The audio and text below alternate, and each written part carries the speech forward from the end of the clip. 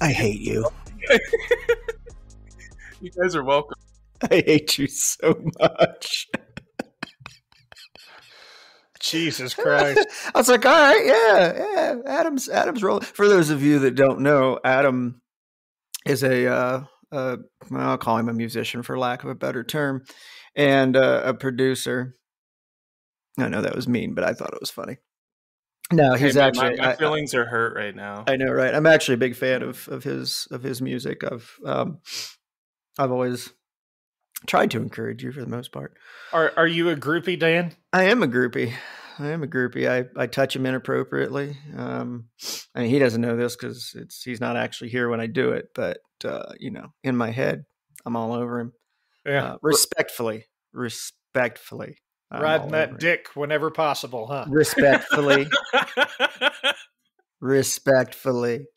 But yeah, Adam does all of our intro music and outro music and stuff. Was it last? No, it's when we were having sushi a couple weeks ago.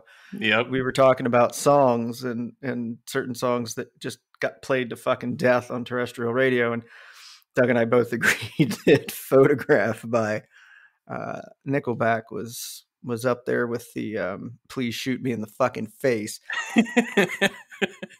So yeah, that's how Adam rolls, whatever. So I immediately went home and I was like, okay, it's time to make this intro song. You were thinking, weren't you? Like the minute we said that, you were like, oh yeah, yep, here we go. Because Dan was like, yeah, we need to use Photograph for the intro song, but we'll get in trouble, so we need to do a remix. And I was like, all right, okay, I can do this. I got this. Oh God. So let me ask you guys a question.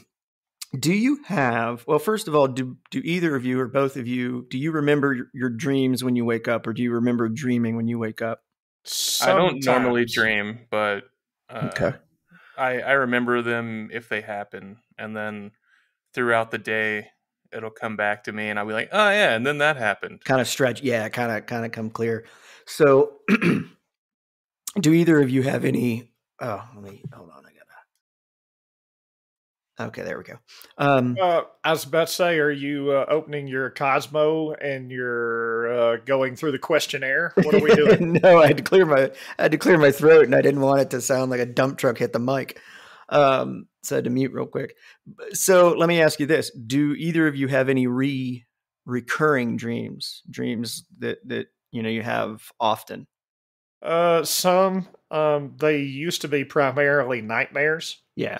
Yeah, mine are too, but they were brought on by stressful situations. I've had several recurring dreams throughout my life. So what's one that you remember that you would be willing to share? It was back the one that used to happen most often throughout my life is back when I was going through a divorce, and during that particular time period, obviously it was rough. I was having issues adjusting, and I would have constantly recurring dreams about zombies. I lived in a trailer at the time, and I had a dream that it was me and my son, and the zombies in my world were not completely brainless zombies. Mm-hmm. They still had some of their personality left to the point where they were capable of speech. Okay. And they would say things that people would regularly say to me, and I knew that if I opened the door based on what they said, they were just going to come through the door and eat my brains anyway. It was this weird, it was like they were trying to get in. It was fucked up. So that's fucking scary. I've had a little overwhelming. Like imagine there's a zombie that's like pretending to be your buddy. He's like, "Come on, man, open the door." It wasn't just your buddies. It was family, friends, everybody. I just want to eat your brains, Doug. Exactly. Return of the Living Dead. I think. I just want to eat your brains. there's been a couple that I've had. One that from the time I was a kid is my teeth are falling out. Like I'd be talking and my teeth would just I'd be like, and spit out a tooth in my hand. Oh yeah, that's a common one I've heard. Yeah, I've had one where I'm in danger and I've got a gun, but I can't pull the trigger. Like no matter how hard I pull the trigger, it just it won't collapse. I've had that one. That one's fucking weird because you're actually in a lot of danger. Yeah, and you have the means, and I have to wonder if it's as, just can't pull the trigger on something, as they say. I've heard that the teeth one is that you feel like you've talked too much, that you've released too much information. Well, I don't know why you'd get that one. I mean, yeah, that's the funny thing is, but I really don't have that one much anymore. But I've also hit a point in my life where, I just don't fucking care. There's the one where I'm an adult, but I'm in high school and I don't know where my locker is. I don't know where my classes are. I'm just confused. Everybody gets that one. At some point, I'm like, wait, I'm 46 fucking years old. Fuck this place. And I just walk out. Yeah, but I have, go ahead. That and going to school with no clothes on. Everybody has that one too. I don't remember ever having that one. I just don't remember. One. Have you? I thought it was, like I had it and I was like, like it wasn't that scary. I'm just like, man, this is so funny. Well, I've started having a new one and I had it last night. I woke up out of it this morning. I'm in my Jeep and I'm on like a mountain road, like a what they call a shelf road, meaning that, you got mountain on the left of you or whatever, and just like nothing on the other side. And I go into a turn too hard and then I fly off the road and I'm in the vehicle, like spinning through the air. And I have this moment of I'm fucked. Right. But the thing is, and you guys have both played video games. The way that I come off the road is like when you reach the end of a map. Oh, you just, and it bounces you. Fly off. Yeah. Yeah, it bounces you back. And last night or this morning when I had it, I'm flying through the air and all of a sudden I told myself, dude, wake up right now. I was on a dark road and I'm going through the S turns. I'm going way too fast and it's icy and snowy. And I'm telling myself, dude, you need to slow down. You need to slow down. And I start to go into the turn and I see the guardrail and I'm like, hit the guardrail. And I miss it. And the Jeep just goes flying off the fucking road and I'm spinning through the air. And just like that, I was like, wake up. Came up out of the fucking bed, sweating, heart pounding. And I don't really know what it means for me. Right. But this has just started over the last few months. It's like my brain got bored with the teeth falling out and the gun. It's like, dude, what if you were in your Jeep and you just died? And you just die, right? And it's a part of it, I think, maybe is, and going through therapy and they talk about, how do you feel about it? Don't think about it. How do you feel? Well, when you're flying through the air in a vehicle, you feel terribly helpless, right? You feel like, I'm fucked and there's nothing I can do right now. And so I have to assume that that's the point, is that it's that helplessness that my brain's trying to Rubik's Cube, but it was just weird because it just started a few months ago, or maybe weeks. I don't know, but, it fucks with you, man. I used to have this one where, I would like walk into a convenience store and then some dude would rob it and he would have a gun. And he was a fucking idiot. And like, I would try to talk him out of like, shooting people. Mm-hmm. And then he would just shoot me. Weird.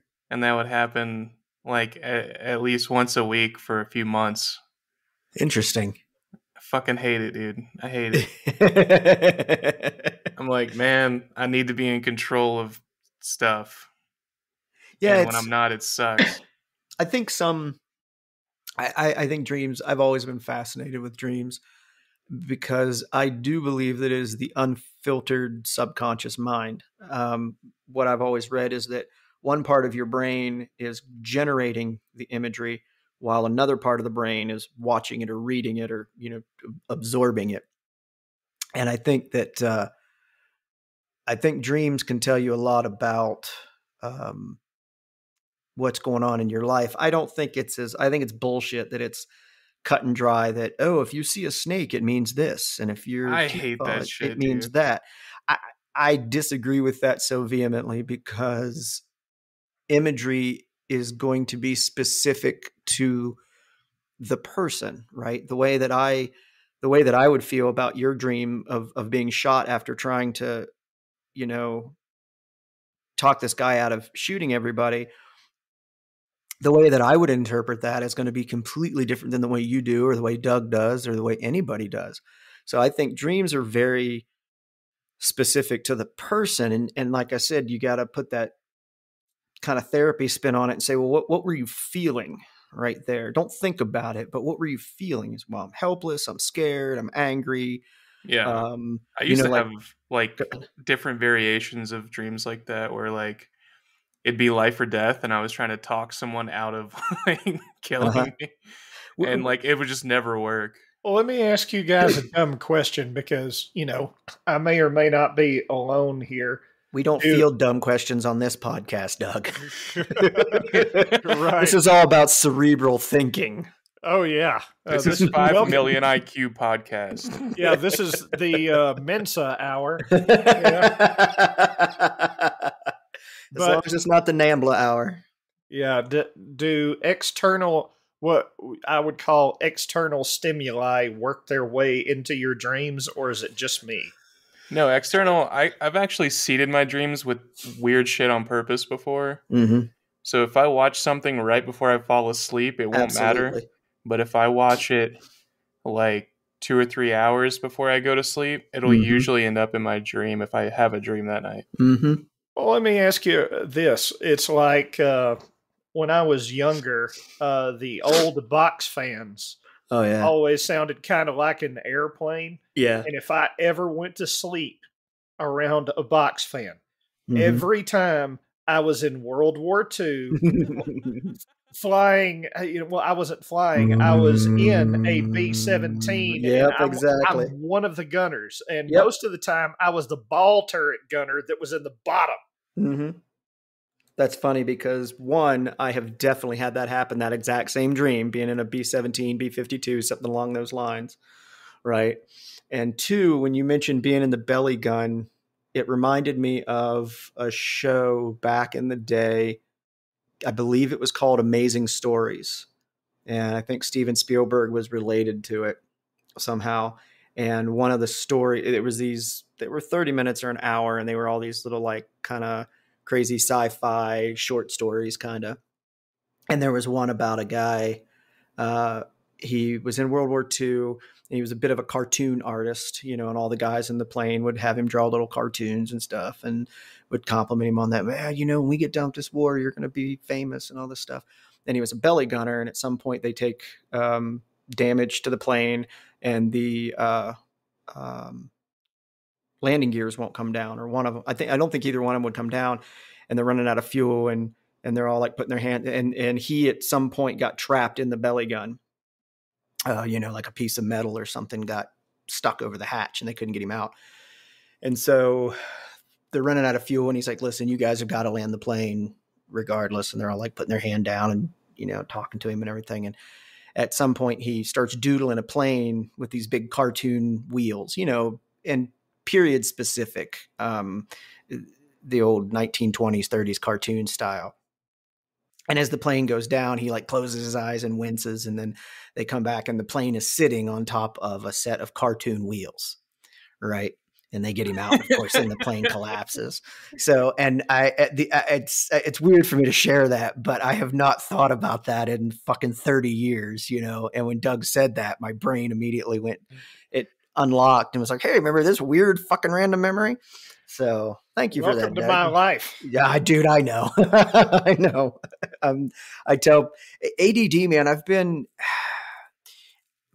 have learned so much between TikTok, YouTube, reading about ADD, and it is so much more than what people think it is, right? I think people think ADD, ADHD is this just weird, quirky, I always joke about the chipmunk from the cartoon Over the Hedge. they talk fast and they're like, wee, and their brains everywhere. And it's so cute and funny and quirky. And it's like, no, it's none of those things. It's actually a complete pain in the dick. It causes me a fuck ton of anxiety, which is interesting. Doug, yesterday you mentioned we were talking about health issues, and I've got ongoing issues with my surgery. I'm still in quite a bit of pain, and Adam has had some issues with like carpal tunnel neuropathy type things. And we were all just talking about that, and Doug says, "Yeah," he says, "you guys are a little more high strung about that stuff than I am," and which is true, right? And that's interesting to me because my ADHD has manifested as anxiety for me. Like I have horrible fucking anxiety. And Doug doesn't. And yet his ADHD, in my opinion, is quote unquote worse, right? I mean, worse is a very subjective term. It's worser. It's worser. It's badder than mine. As they say in Ohio, it's worser. Yeah, I learned how to live with it.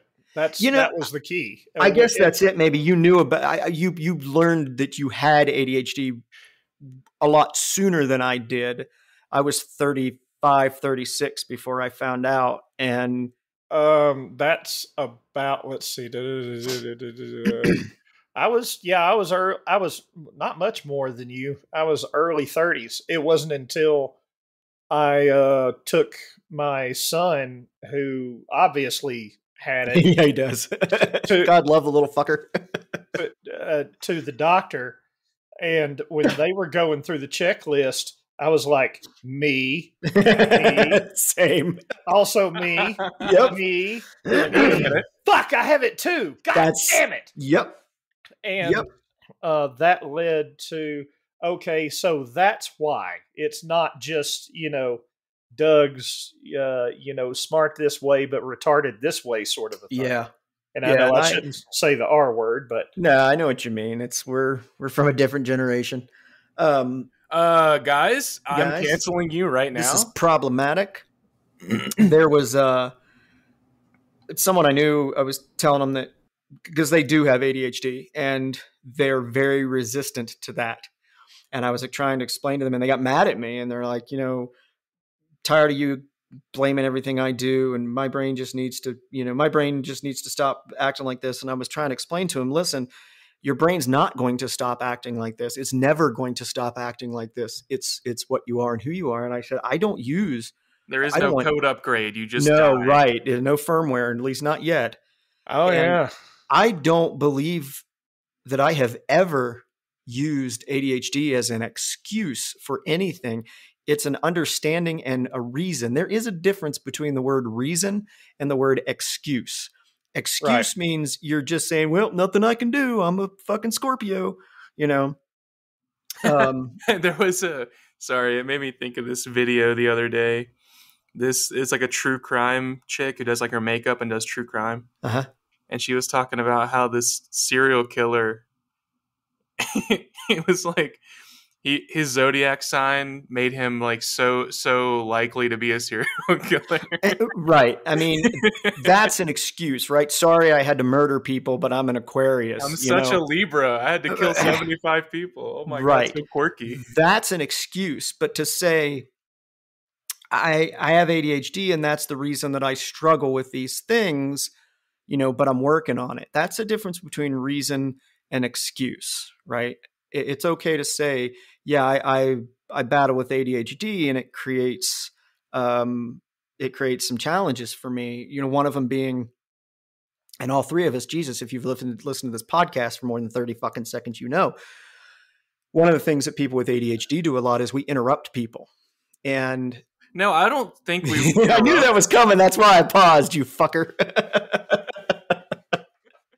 But again, I saw someone say, we're not trying to be rude. And actually, if we do that to you, it's almost, I forget what he said, but basically kind of flattering, because it means we are invested in the conversation that you and I are having. So much so that our brains are 3 or 4, responses ahead. We don't mean to be rude. I have gotten that under control by just being aware of it. One of the things I've always said is that once you make me aware that I have a problem like that, now it's up to me to do something about it. So when I tell someone that I think they have ADHD, I'm not trying to give them an excuse. I'm not trying to push it down their throat, but people tried telling me I had ADHD for 10 years prior to actually going and getting diagnosed. And I was like, because of the stigma of guys that I grew up with that were on Ritalin and told they had ADHD and all that, I was like, no, that's not me. That's not me. But there was some discussion at the time that, you didn't just have ADHD, that sort of put them into the crazy category. Exactly. They were uncontrollable, so they had to be put on Ritalin to calm them down and control them. They were out of control. And yes, I have met some people with ADHD so bad that they come off as a little nutty like that. And I even saw a woman, she was talking about her theory is that ADD is actually just part of the autism spectrum. And I found an autism test I can't remember what it's called now, but I got it saved. And it's like 80 questions. I'm going to take it and see, because there are some similarities there, right? I think all of that stuff is intertwined anyway. Knowing some folks that have been diagnosed autistic and watching them, and then watching myself and watching Doug and people that I know that have ADHD. It's a pain in the ass, man. I mean, and like I said, it's very far reaching into a person's personality, but Jesus, it's not a death sentence, but it's interesting. Like I said, it was interesting to see their reaction when I tried to explain some stuff to them, and they're one of these people that will do and try and say anything and everything, but going and get therapy and potentially medication for like the proven things that work. They're like, nah, fuck that. Right. And it's like, okay, well, I mean, the only thing about that is there are certain medications for ADHD, and I've taken a lot of them, and none of them seem to work past about 90 days. And I don't know if that was a placebo effect or what have you. So it's like, after I kept seeing that trend over and over, by like the 5th or 6th drug that they decided that they wanted to put me on, and I kept telling them, whatever you put me on, don't put me on some shit that's going to cost me $500 a month. That's why I like Ritalin. There better be a fucking generic for it. Yep, that's why I like Ritalin. And whatever it was, no matter what they put me on, within 90 days, I might as well have just been drinking water. You just got to up your dosage every 90 days. That's all. And that's... it's funny Doug says that. I actually didn't know that. I knew you had been on a couple, but I didn't realize that that's what happened. I've heard this before. Well, what's funny for me is that was antidepressants. I mean, exactly 90 fucking days, right? They would put me on, the one was, I can't remember the name of it now. It was Venzafaxilene, I don't know. Anyway, Prestique. And I quit biting my nails. I felt better. I was like, holy hell, this is great. But then the same thing, just like the Effexor, not Prozac. What was the one that was? No, I was never on Zoloft, I don't think. What was the one that Paxil? That shit is awful. But all of it, same thing. 90 days, man. You could damn near set a clock or set an alarm for it at the 90-day mark. It was just I was going to revert back. But the Ritalin, the funny thing about the Ritalin was, not only did it address my ADD, it addressed my anxiety and my depression. I was not as anxious and I was not as depressed. And I was on that for almost 2 years, and it just worked for me. I'd heard a psychologist talk about like the links with ADHD and anxiety, and like having to do with like you can't really be present in the moment because you're like 18 steps ahead of every fucking thing. Yeah. When people tell me I need to be more present or more in the present or in the now, I laugh at them. People tell me I need to meditate and I laugh at them. I'm like, yeah, I know I do. But my brain simply fucking can't. Well, you just need to turn your brain off. You need to get the fuck out of kicking distance is what you need to do. Yeah, get this fucking 44 and turn your brain off. Right? I mean, that's about the only way. And they always say that depression is living in the past and anxiety is living in the future. And when you have ADHD and your brain is spinning like that, it is typically looking for, it's doing probabilities is what it's doing. It's always this is and that's and those. And I have PTSD. The way I was raised, my environment was I was always looking for threats. I was always looking for threats. My mom was an angry fucking narcissist and my dad was an angry fucking alcoholic. I was always waiting for the explosion until I got older. My sister and I were talking about this. When she was still in the house, she used to poke at both of them to get them to pop because she said she couldn't fucking stand that tension where you knew one of them was going to blow at some point, like for whatever fucking reason. And she and I just really kind of started talking again after years. And I said, that's funny because I started doing the same thing around my teenage years. They'd be mad because the fucking day ended in Y. And I'd be like, all right. And I'd poke the boil and just watch it explode. Relieve the pressure. I really did. And they'd be mad and I'd be a piece of shit and you're fucking not ever going to do anything with your life. And I'm like, yeah, you've been at this for about 15 minutes. You done yet? It's still after a number of years. Like, it's like, okay. You become oddly callous to it. Yeah. And that led me to, I was thinking the other day about how when I was in my 20s, and Doug will tell you probably in my 30s a little, but when I was in my 20s, I loved pissing people off. I got off on it. Like making people mad to the point they were spitting in my face amused me. It made me feel good. Like I liked it. I really did. I liked it. And as I've gotten older, I'm the exact opposite now. I'm just like, whoa, calm the fuck down. Like easy. But Doug will tell you, back when we worked together around 2010, 2012, somewhere in that area, I was a hothead. It was real easy to fucking pull my fucking cord, No argument here. So Adam, when you see me do it now, it's about at 1/5 of where I used to be. It's watered down. Yeah. Yeah. I've heard that and I'm like, God damn. How is this watered down? How is this worse? Yeah. But that's all I knew growing up. All I knew was that kind of chaos and anger. And that's, again, my sister and I, we started talking again for the first time after about, I don't know. It's probably been 20 years. And the train just went off the track. Sorry. My brain's in 10 different places now. Okay. Well, allow me to step in. Go for it. For just a minute.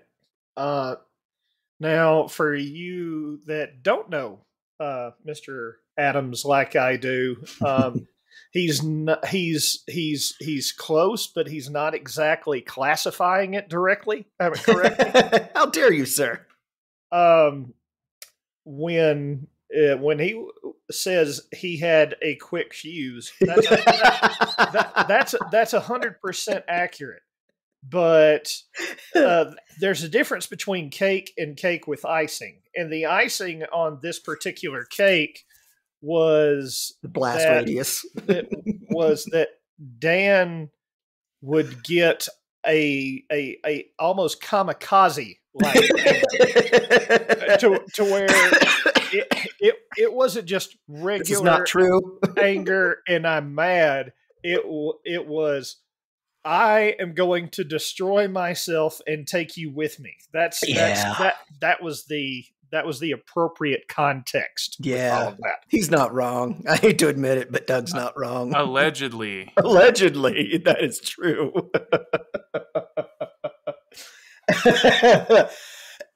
Ow.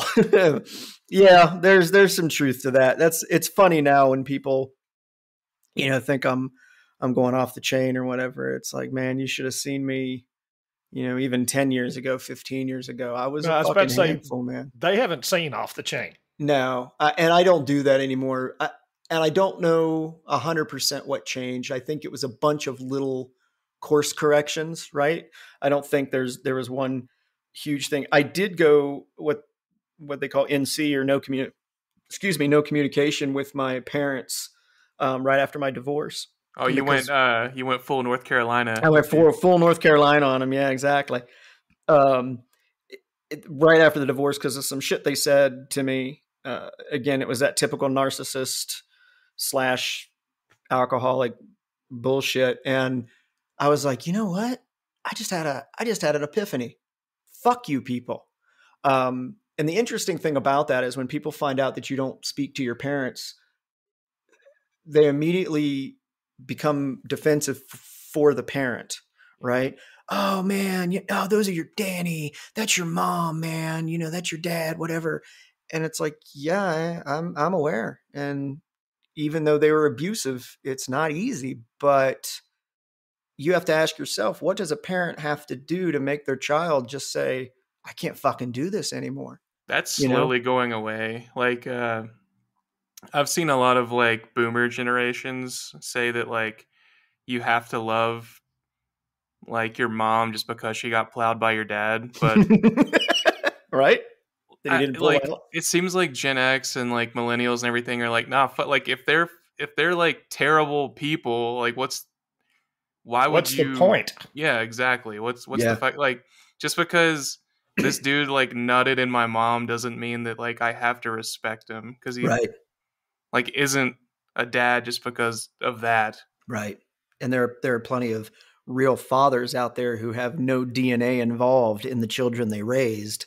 Yeah. But they're great parents, or, and I think what it boils down to is that if you have had a quote unquote normal upbringing, right? I mean, every parent puts some kind of neuroses on their child, but I'm talking like abuse, right? And if you didn't grow up in that, it is very difficult to wrap your head around what that person went through and why they wouldn't want to be around their parents or their family anymore. The only one that I really do like is my sister. I was going to say youngest, but youngest meaning I am the baby of 5, and then she's the next. She's 9 years older than me, and she and I still get along. Damn, 9. They took a break. Yeah. Well, because I have 4 siblings, 2 brothers, 2 sisters, and they have a different dad than I do. My mom was married once before, had 4 kids.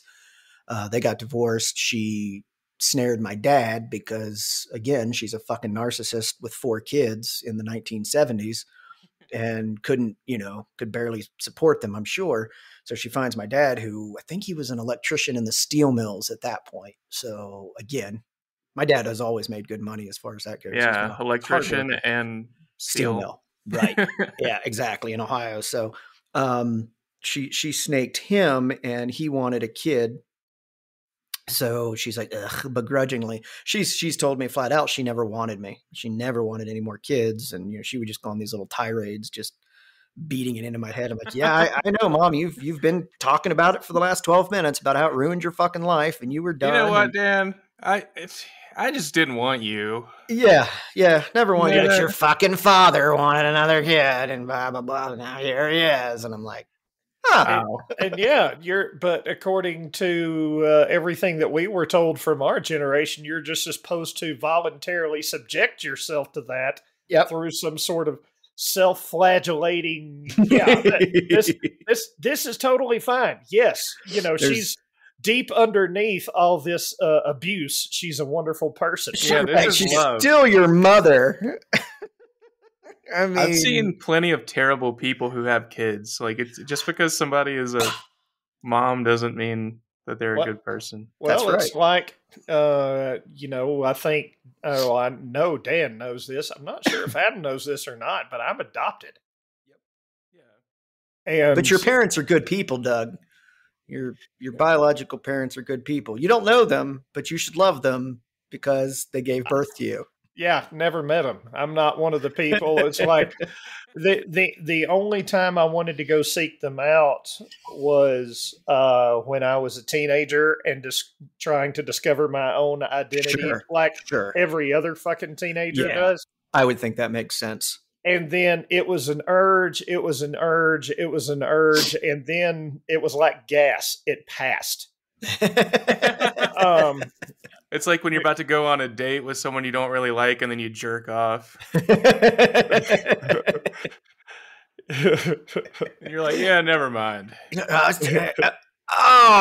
think I'm going to call him and cancel. Yeah, I'm just going to watch TV. Post-nut clarity, baby. Best thing in the world. So, yeah, it's like, and I've had people that's like, well, don't you want to know your medical history and all of that? I'm like, not really. Well, I mean, seriously, what advantage would there be to that? That way I've got this. It's like you find out that whatever runs in your family, does that really do you any good? Now, it did in your particular case earlier. Yeah, they could test for you. You could test earlier for something, but that's about it, right? Right. And at the same time, both of you guys have issues with anxiety. Would it now let this one process? So if you had something that ran in your family, would that not give you something extra to worry about? Oh, it does. It does. Absolutely. Plenty of things run in my family that I have anxiety about, including anxiety and depression. Right. I know anxiety and depression runs in my family, and my dad has lymphoma. He's had prostate cancer, but he was also a fucking 3-pack-a-day smoker, worked in the coal mines, the steel mills, and drank a case or a 12-pack of beer every night, literally every fucking night. So, and I don't know enough. My family is so fractured and scattered. I really don't know if any of that runs in our family or not. You know what I mean? Yeah. But just knowing that makes me go, oh, fuck, prostate cancer. Great. Right. And it's the same thing where, like, and I can tell you right now, because I know there's been ones that have come out before, and then there's been some doubt cast on them, but where they genetically test you and they say, you're susceptible to this disease, and this disease. I can tell you right now with 100% certainty, if they offered me the choice of, hey, would you like to see genetically what you're up against, I'd be like, no, because it's not going to do me any good to find out. Yeah, exactly. It's like, hey, you have a really high likelihood of dying of dick cancer or something. But at the same time, every time I went to the bathroom and I peed a little funny, I'd be like, oh God, here comes the dick cancer. And I don't want to live the rest of my life that way. It's like knowing the day you die would suck. Because it wouldn't matter. Well, I would agree with that. The dick cancer, however, at the same time, though, if you knew you were genetically predispositioned for it, you could at least get tested and then catch it early, right, and take precautions. If they say, hey, drinking fucking whatever has an increase of dick cancer, you could say, well, I'm not going to drink that because I'm kind of genetically predispositioned for it anyway. My ex-wife and I used to have that because cancer and Alzheimer's runs deep in her fucking family. And I talked about like testing, and she used to have aneurysms run in her family. Fuck. She's like 6 or 7 of her relatives, and like 3 of them died from it, or 2 of them. And she used to get really nasty fucking migraines. And I used to get on her ass about annually going and getting an MRI. And she did one. And they did, and they said, everything looks fine. There's no weak spots, nothing like that. And that was kind of her argument is, what the fuck? I don't care. If I do, I do. And in that situation, they can give you, like, if you have aneurysms, usually they'll give you like blood pressure medication and stuff. Right. There's things you can do. And my argument to that is that if you're married to somebody or you're a parent, right, I think you kind of owe it to them to keep an eye on shit like that. So I'm a little different in that category. If they said, hey, Dan, you have a higher risk of XYZ, I'd say, okay, well, what do what sort of annual test should I do to keep an eye on it and kind of try to catch it a little bit sooner than later, I would go do that, just sort of as a due diligence kind of thing, right? Yeah. At the end of the day, if I've done everything that I can do and I still get it, then I'm not going to let my anxiety get the best of me and go fucking ape shit on something and be like, I only drink wheatgrass as my food now because of whatever. You still got to live, because the thing is you can do all of that shit, dude. You can do all of that and still die of a weird disease or a fucking accident. I mean, you're going to die anyway. Exactly. Precisely. Something's going to get you, but at the same time, if you go and you follow Doug's philosophy, all right, that you live healthier, you do still do what I'm saying or like what I'm suggesting, just not far gone with it, right? You eat a little better and you try to keep your weight down. Why? Well, because this shit causes hypertension and cholesterol issues, and you can't really cry about having a fucking heart attack if you're 150 pounds overweight. You've been shoving Doritos and Big Macs down your face all day. I feel attacked right now. I feel kind of personally attacked, targeted. And bacon. And bacon, right? But it's okay to eat bacon, right? And it's okay to have a Big Mac, and it's okay to have Doritos and have a soda. I only drink lean. But lean, you wouldn't be anxious then. I'm very tired all the time. I'm very tired, but I'm not anxious ever. I think that it's about due diligence. It's about taking some accountability and just doing your diligence and saying, okay, well, it's why I hit the treadmill, and it's why I try to watch what I eat. Oh, I watch it. I watch it as I'm shoving it in my face. I'm not using the information. But I'm on a seafood diet. I see it and then I eat it. But yeah, exactly. But I think that there is a difference in that, and then getting obsessed with health conditions or potential health conditions, right? I mean, but I'd still want to know if I could take one of those genetic tests and have it. No, I don't think I would. Dude, I would I would be pulling my fucking hair out. Yeah. Because like my genes are bad. Like my family's just like. Have you considered slacks? Maybe like some Dockers? I fucking hate you. Yeah. Yeah. You like that? Okay, Adam.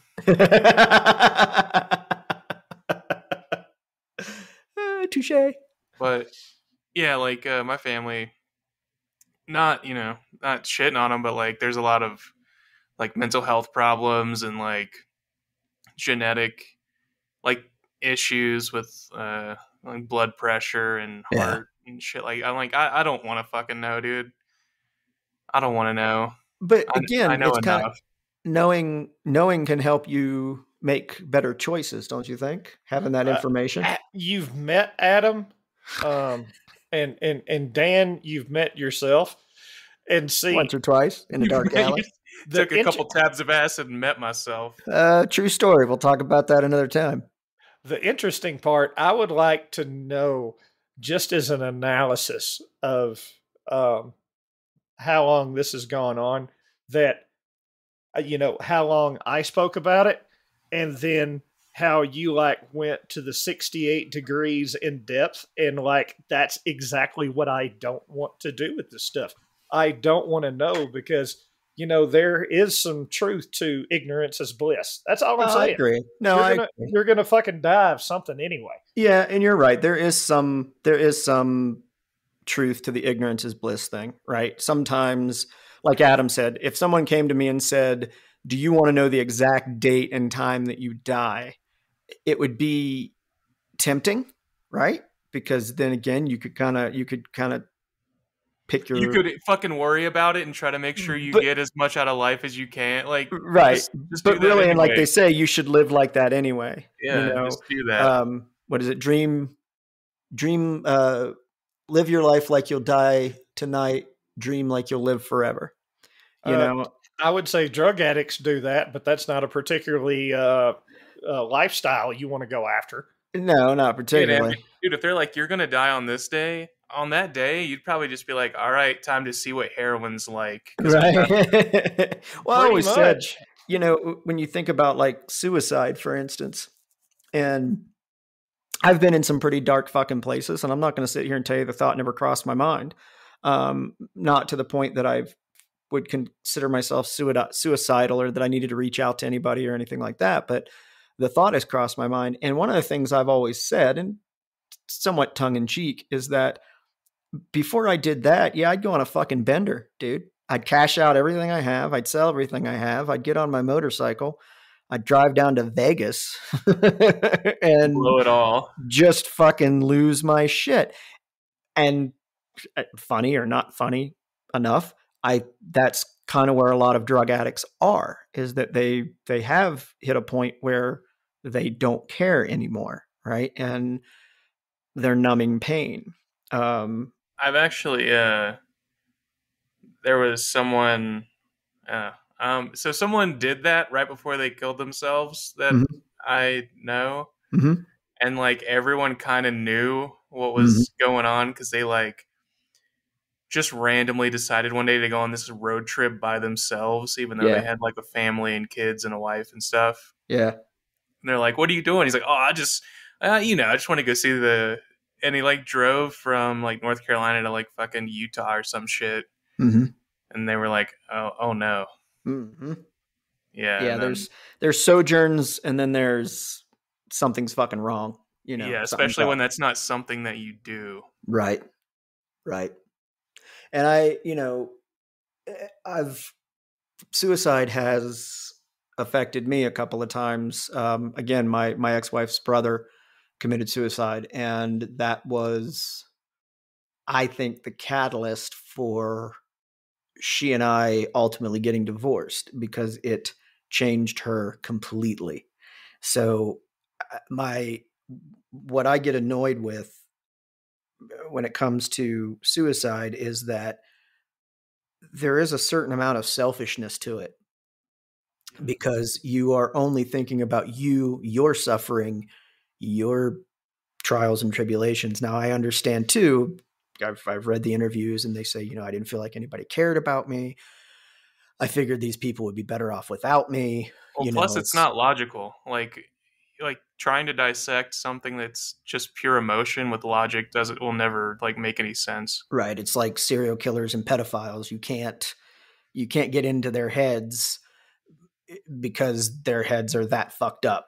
And I think they're not thinking with their left side; they're thinking with their fucking psychotic side, right? Or their emotional side, right? But at the same time, like say someone has a terminal disease, I think that's different.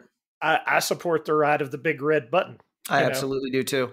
They're rolling them out. They're coming to certain states now. I think Hawaii's got them now, and I think I think Arizona or somewhere made them legal now. So I am a proponent of assisted suicide under circumstances that are not psychological, because I believe that most psychological issues can be treated and addressed.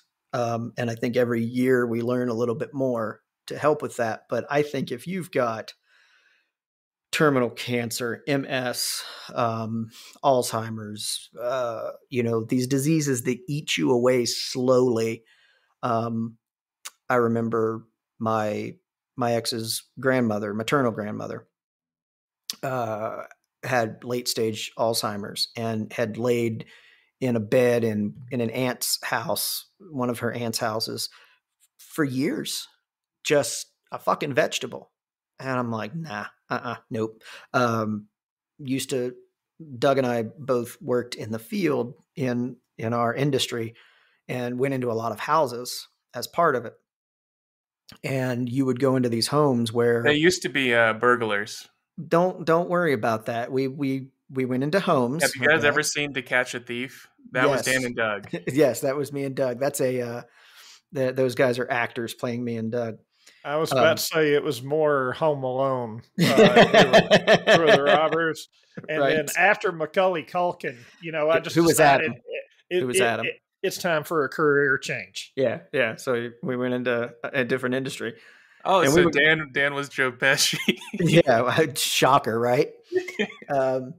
We would go Short, into angry. Yeah, yeah, it I wonder works. where that correlation happens. It works.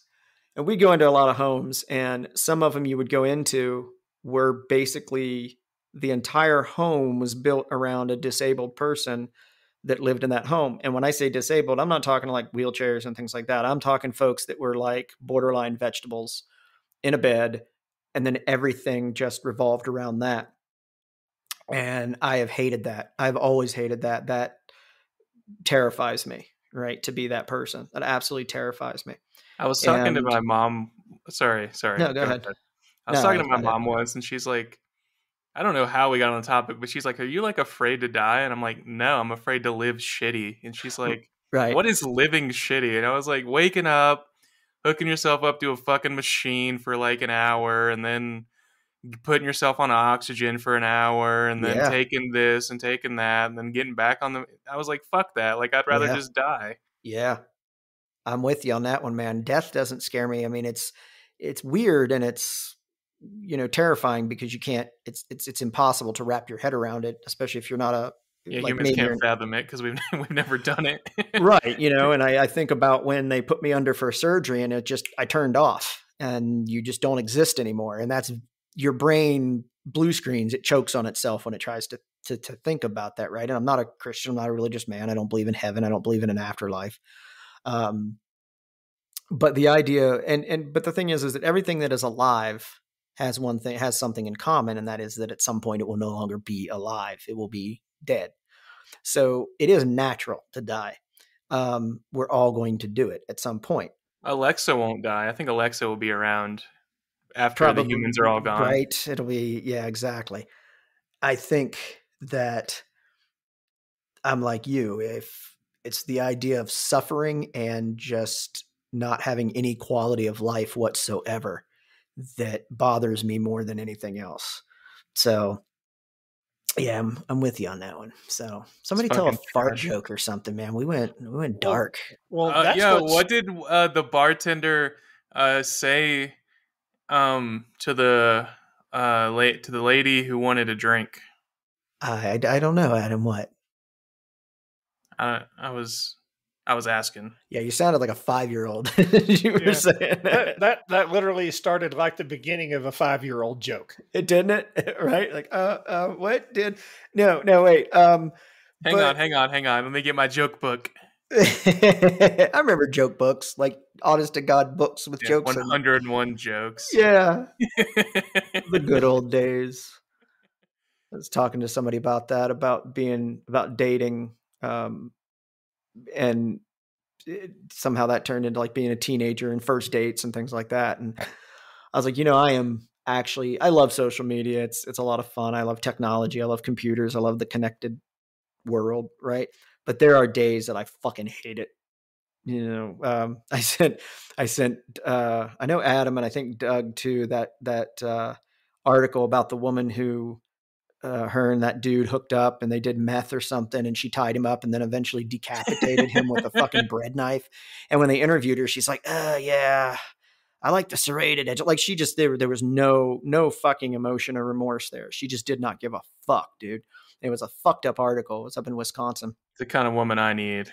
And Adam hits me back with, I hate the fucking internet. I hate that we know shit like this, and goes back to the whole, the world's not getting any more fucked up. It's always been this way. It's just, we know about it now.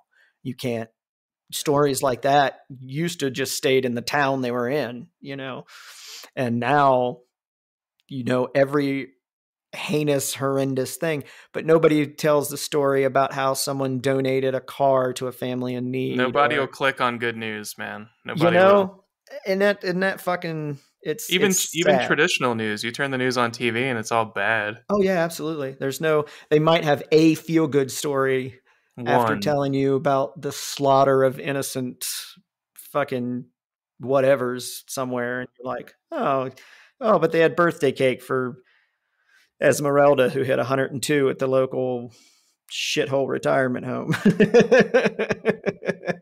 So I don't think that the world's any more bleak, dark, or fucking scary. I think it's just we're inundated and saturated in shitty news all the time, you know. But that's why people come listen to our podcast. For the record, I don't want to live to be 102 years old. I could not. And what's funny is that on my mom's side, the Shannons, especially, late 90s is very, very common on that side. And I'm like, no. I mean, it's like I'm 47, about to be 48. I'm fragile enough now. I don't want to, multiply that by double that, 6, 1.3%. Double the fragility. Yeah, I don't want to be like, I broke my hip. How'd you do that? I fucking stood up. Right, yeah. I yawned and broke a rib. You're just falling apart while you're walking around. That does not sound fun. I saw a TikTok that said, average, couple hundred years ago, the average age of mortality was 30s, like 32 is considered old. And it said, so just that's a reminder that when you hit your 30s and shit starts to ache and hurt and stuff like that, it's your body reminding you that if it wasn't for modern medicine, you'd be dead already. And it reminded me of Doug's comment regarding that when you hit 30 and you get your unusual ailment, your mystery illness, your mystery pain or whatever. And I was like, fuck, there might be something to this actually. The phantom pain. You get your Metal Gear Solid 5, the phantom pain. You just sometimes, man. Sometimes that's what you get. I'm surprised you haven't hurt yourself reaching for some of these jokes sometimes, like pull a muscle or something, You get your Solid Snake, Metal Gear Solid. Actually, he's not in that one. Never mind. Yeah. And on that note,